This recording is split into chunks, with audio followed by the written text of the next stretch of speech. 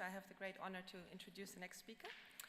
So, why walk when you can gallop is the first thing you see when you go to her webpage. And that's what she does. In fact, she arrived here in Munich 2 hours ago from New York, where she did a presentation last night. She started her career in brand building, marketing, and advertising in her home country, England, before she moved to New York in 1998 to successfully start up the US office of the ad agency BBH. In 2003, she was named Advertising Woman of the Year. In 2005, on her 45th birthday, she paused for a minute, looked back at a great career in advertising, looked forward into an unknown future, and decided to leave behind the safe and comfortable position she had established for herself in the advertising world. Instead, she threw herself into the endeavor of starting a web meets world platform called ifwerantheworld.com, a place designed to turn human good intentions into actions, one micro-action at a time. She also consults and works as a board advisor to a number of tech startups. Today she's here to talk about another project of hers, Make Love, Not Porn. Ladies and gentlemen, please welcome Cindy Gallop. Thank you.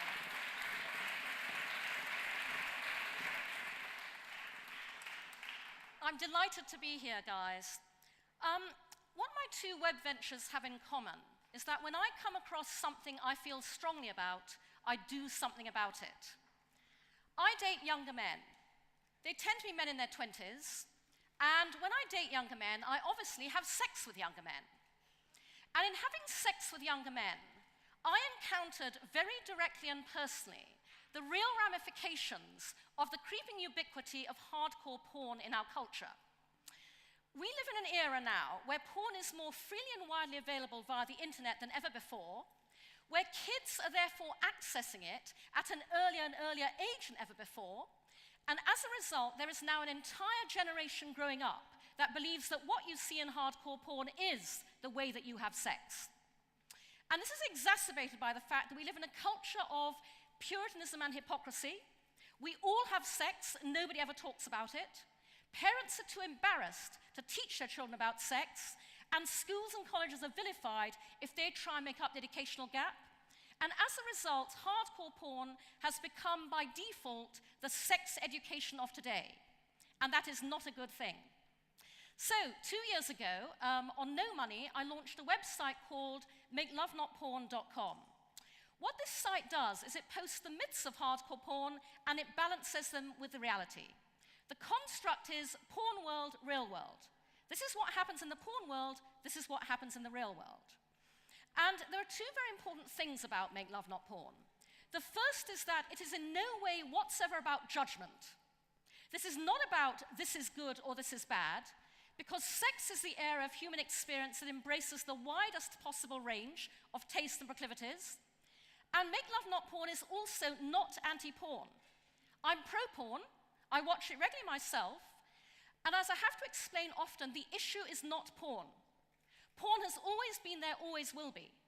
The issue is the complete lack of an open, healthy dialogue in our society around sex and porn that would allow people to bring a real-world mindset to the viewing of artificial entertainment. I launched Make Love Not Porn at TED back in 2009, and I took a deliberate decision to be extremely graphic when I launched it for that audience, because I knew otherwise they would not realize how serious this issue was. As a result, everybody who was at TED 2009 remembers my talk. As one Twitterer said, it was probably the first time the words, "come on my face," have been heard on the TED stage 6 times in rapid succession. And while TED was very supportive, they dithered all that year about whether or not to post my talk online. In the end, they did, but they did not post it on TED.com, because TED.com is visited by parents and kids and teachers and kids, in other words, my target audience. They post it on the TED blog, and they post it on YouTube. And when they post on YouTube, they disable the comment stream. I know why they did that, because YouTube is maths with a capital M. I asked them to enable it. I explained to them that I created this website to have an open, healthy dialogue. I wanted anyone to say whatever they wanted to. I said, rest assured, I will have a very healthy sense of humor about what they do say, and I will undertake to monitor the comment stream myself and respond personally wherever I think it's appropriate. My talk has now been viewed on YouTube 125,000 times. There is a comment stream of just under 1,000 comments, and I have responded personally to approximately 90% of those. And I've done that for 3 reasons. The first is, quite frankly, enormous entertainment value for me. Because while there are many very good responses on YouTube, there are also many very negative responses. The negative responses all fall into one area. They are young men, sometimes older men, but predominantly young men, hiding behind the veil of anonymity that a username affords, hurling obscene abuse at me. So, when somebody posts, "Who'd want to come on her wrinkled old face anyway, shriveled up old hag?" he never expects that Cindy Gallop will respond to him publicly, personally, directly, and with a sense of humor. So to that young gentleman, I said, "I know, I could really do with those facials, right? Yours, wrinkled old hag." To the young guy who posted, "Any young guys fucking her can only be doing so out of pity," I posted, "Fortunately, a number of guys in their 20s like to do charity work." So, as I said, enormous entertainment value for me. But the second reason is, this is my chance to do something that I feel very strongly about, which is the online equivalent of tapping somebody on the shoulder and saying, "Look me in the eye and say that to my face," because nobody ever does that online. So, however I respond, I always sign myself with what they called me. "Yours, wrinkled old bag," "Yours, shriveled old hag," because that's me going, look in black and white at what you just flung unthinkingly out into the blogosphere, coming back at you from the person you said it about. How does that feel now? But the third reason is, this is my one chance to open up their minds. When I respond directly to a YouTube commenter, they will listen to what I have to say because it's directed at them. They may choose to shrug it off, they may choose to ignore it, but it's my one chance to get them to think differently about the issue in question. The results of this have been fascinating. Many responses going, "Respect. We did not expect you to engage with the YouTube audience. No TED speaker ever does that." The perpetrator of one of the most offensive comments messaged me privately on YouTube to apologize for it. With the really abusive guys who kept going no matter what I said, I would eventually say, "Please message me privately on here because the comment stream windows are very small. Let's discuss this one-on-one." Of the 10 or so guys who did that, 9 of them took me up on that invitation. In this entire process, I only had to give up on 1 man, and the moment you get them on their own, it's a completely different dialogue. The angriest commenter turned out to be 28, Eastern European, computer programmer, and a virgin. No wonder he was so scrubbed about girls and sex. So I found myself going, "Have you thought about online dating? And by the way, when you meet a girl in the bar, you might want to try chatting her up like this." We became friends. He messaged me privately on YouTube to say, "I met somebody, I'm in love." I went, "Fantastic." Then unfortunately she dumped him, so he wept on my shoulder. I sent him off dating again, and then he met somebody else. But I cite this as a case study to marketers on how to respond to abuse online, because there are a number of lessons to be drawn from it that I can't get into now. Actually, a number of people leapt in and said, "We're really sorry you have to deal with these trolls." And I said, "They're not trolls." The strength of this discussion only displays how enormously personal this issue is and how very rarely we ever get to talk about it. So, Make Love Not Porn is my secondary venture. I've had no money, resources, time, funding to spend on it. On zero promotion, the response has been absolutely extraordinary. Make Love Not Porn gets 3,000 unique visitors per day. It's a global issue, it's a global concept. It gets traffic from 180 countries. I explain to people that as a tech entrepreneur, I go to conferences like this every day, I read blogs, I engage in discussions about the impact of technology on human behavior.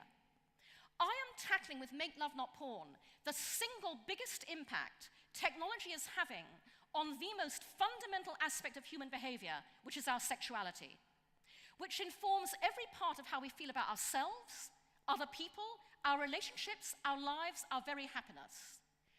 Nobody else has fully understood this, nobody else is facing up to it, and nobody else is doing anything about it. So, I get emails in my inbox every single day about Make Love Not Porn, from young and old, male and female, from all around the world. And even before the content I put out there, what blows people away is the fact that I stood up on a stage in public and I talked about what everybody knows and nobody ever speaks about. People feel they can tell me anything. They pour their hearts out to me on email. They tell me things about their sex lives and their porn habits they've never told anybody else. They write me essays. I honestly am floored by the kind of correspondence I get. So I feel a huge personal responsibility to take Make Love Not Porn forwards in a way that will make it more far-reaching and effective. I have a very specific plan to do so that turns it into a business venture, embeds a business model in it. I believe the businesses of the future are about doing good and making money simultaneously. What I plan to do is, I explain to people that I am tackling with Make Love Not Porn a really big, very difficult, very complicated area. I've chosen to tackle it in the way that I think I'm best suited to, coming from a background of 26 years working in brand building, marketing, and advertising, which is to find a way to embed what I'm doing in popular culture in a way that makes it so entertaining, engaging, and compelling that people don't get what I'm really doing, which is educating. So, what I want to do is, I believe that the way you combat porn as sex education in a bad way is with porn as sex education in a good way. I intend to take every single dynamic that exists out there in social media currently and apply it to porn. I want to socialize porn. I would like to be, with Make Love Not Porn in the 21st century, I would like to do what Hugh Hefner and Playboy did in the 20th. Legitimize sex and porn, bring everything out into the open. I would like to redefine porn, and I would like to be part of the future of porn. So, I've been looking for funding for this for a year. Very hard to find. Investors go all funny around the words sex and porn, even though this is a venture designed to be enormously lucrative, higher order social agenda, immensely profitable. But I now do have an investor who is seriously interested in funding this. So watch this space and you will see where I plan to take this next. But I cannot urge you strongly enough to please spread this issue, spread my website. Oh, and by the way, read my book. I have a TED book, Make Love Not Porn, Technology's Hardcore Impact on Human Behavior. It's on Amazon as an ebook. It was meant to be launched as part of the first range of TED books back in January this year. At the last moment, Amazon pulled it from the launch because the content was too frank. It's not selling very well as a result. It's really hard to find on Amazon. Please search my name, search Make Love Not Porn on Amazon. It's only $2.99. It's a really short ebook. It'll take you an hour to read. It goes into a lot more detail about why I launched Make Love Not Porn, my own experiences, learn more about my sex life than you ever wanted to know, and the responses I've had since and what I want to do going forwards. So my time's up, but thank you very much for giving me this opportunity to surface something that, as I say, we very rarely talk about, and please take the word out there. Thank you very much.